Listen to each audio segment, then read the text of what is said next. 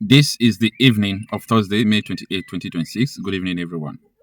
Let's talk about the other reports from the United States Commission about the accusation on Nigerian government and the Nigerian soldiers. A lot of people were focusing yesterday on the number of Fulani militia that the United States said that they are the ones terrorizing Nigeria.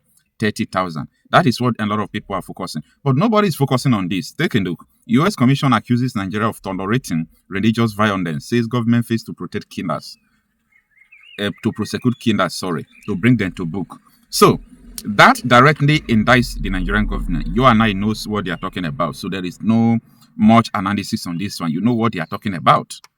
Now, this is another one. Talking about Nigerian soldiers who are complicit to this issue of killings in Nigeria. Soldiers are complicit. Most of the time, you know how we analyze it here with, people's narrative, the witnesses. We tell you that, why the attackers were attacking soldiers, were directing them, and so on and so forth. We have also, informations and allegations, soldiers training the bandits and the terrorists. So, this is not just a report. It makes Nigerian government to become a target now, number one. And it also make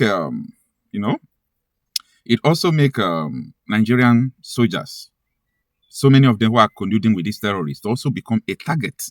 Not just the terrorists, but the politicians and the soldiers. Now, this vindicated everything I said before. Sometimes there are some things you just come out to say. A lot of people will think that, this guy don't know what he is talking about. He's just trying to, bring out something out of nothing. But the reality speaks for itself. Now, how would you imagine? How will either Boko Haram, ISIS, or all these Fulani militia, how will they sack this Kogi village now? This is present-day Kogi State, some of the villages. I want you to watch this and tell me how terrorists will be able to do this successfully if the soldiers and the government are not supporting them. Take a listen. Your Excellency, the President of the Federal Republic of Nigeria, Alhaji Bola Ahmed Tinubu, Your Excellency, the Governor of Kogi State, Alhaji Usman Ododo, and Your Excellency, Honorable John Ura, the Dekina Local Government Chairman, and the Senator, Alhaji Eshosho, and also IGN, the House of Rep. This is Aloko Ogananigu. Ogananigu is made up to 20 to 17 community that combine together that made up to Ogananigu. Right now, we are under attack. It's more than 10 days now. We have been pleading. We have been begging. We have been seeking for help for the security agency to help us because we are helpless. Right now, there is no single individual in this community. Nobody. You can't find anybody in any compound. They are all run away for their life. You see, this is not a promise our leader promised us. This is not a promise you promise us. You promise to protect the life and property of your people. Here we are. Our life is in danger. Come to our aid. We are begging. Please, these people have attacked the neighboring village. More than 3 to 4 community right now. And as I'm speaking with you, we have lost not less than 20 people. Please and please, we are seeking for your help. This is Aloko Ogananigu, the center of Ogananigu entirely. You can see nobody. We are all run away for our life. You see, you promise us we are the leader of tomorrow. You say we are the leader of tomorrow. And today, we find it so difficult to see today's sunset. How are we the leader of tomorrow? Please help us. You see, this particular road is linked to Anyangba.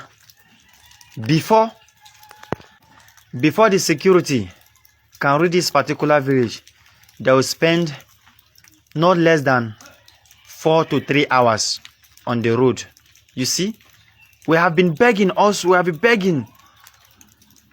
the government to help us and do this road, which they refuse. And today, we are facing the innocent blood People are dying. You can see. We are part of Nigeria. Why are you neglecting us? You see, you and your family, your people, they are living fine, eating and drinking, but here we are. We don't even know the whereabouts of our parents. Everybody scattered.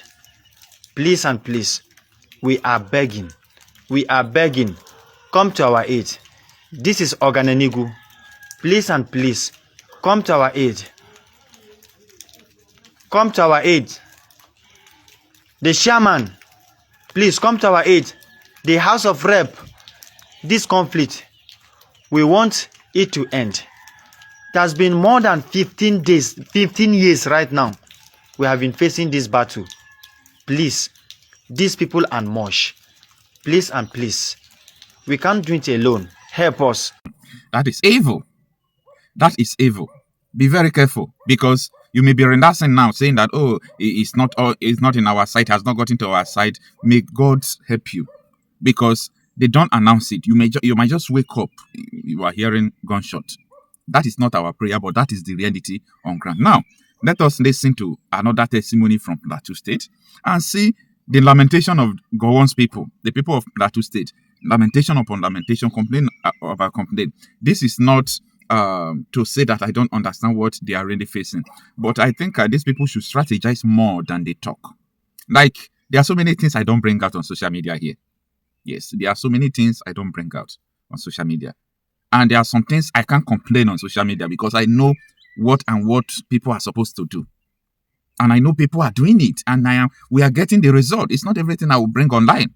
So people should understand that since the federal government have been accused, the military have been accused in official document. You know what that means? You have to save yourself. Save yourself. Up to now, a lot of people are still ignorant that, oh, they won't give you license, they won't give you this. Stop giving excuses and get your result. Stop giving excuses. Who told you that if you want to join vigilante, that after training they won't give you a gun? You'll buy it by yourself, yes. But who told you they won't give you license? How will you vigilante your community? So there is no restriction to it. As many people, your people, even though your people are 300, 200, if you have compassion, 200 pieces, they will still, give you the license. As far as the necessary documents are okay, and they see that you yourself, you are okay. After the training, they will give you the license. There is no two ways about it. Look at what is still going on in Plateau State. Land grabbing, let me tell you, is a symptom. The ultimate aim is to eliminate Christians from their ancestral communities. Because when you kill all the people, what happens? You basically just inherit the land. So I will focus my attention on the killings. What incident comes to my mind? Multiple. Mass killings have taken place in the Irigwe land. Remember when people were being attacked, the community ran to a military outpost, and the military were there under Operation Safe Haven to protect them. The military ordered them into a classroom, and I think this was in 2001. And from that class, 2017, thank you, ordered them into a classroom, and the same attackers came and killed literally all of them in that classroom. What is that? Particular ethnic group, the Irigwes. What about the consistent killings in 2022 of Magavul people? What is that? That's where sometimes we think that genocide is taking place, but they may try to cover it or make it look like it's land dispute, but it is not. And what about the big one?